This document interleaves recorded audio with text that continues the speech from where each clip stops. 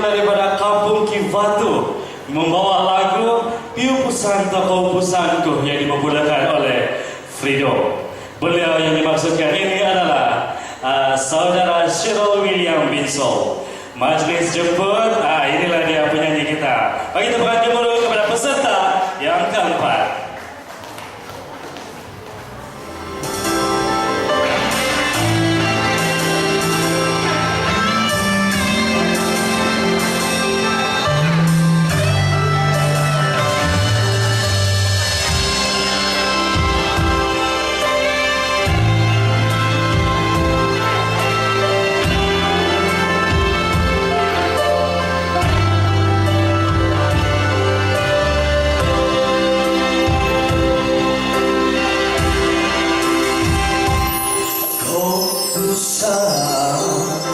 Bayo puri manangku tutusnu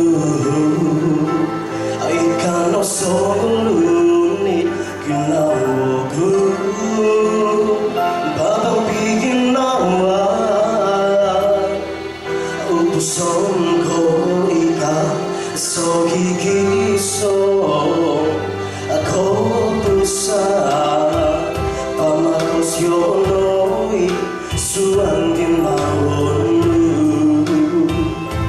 avana kanoda apiu pusango kisom soki kisom isokin nawo ay tigin nawan diti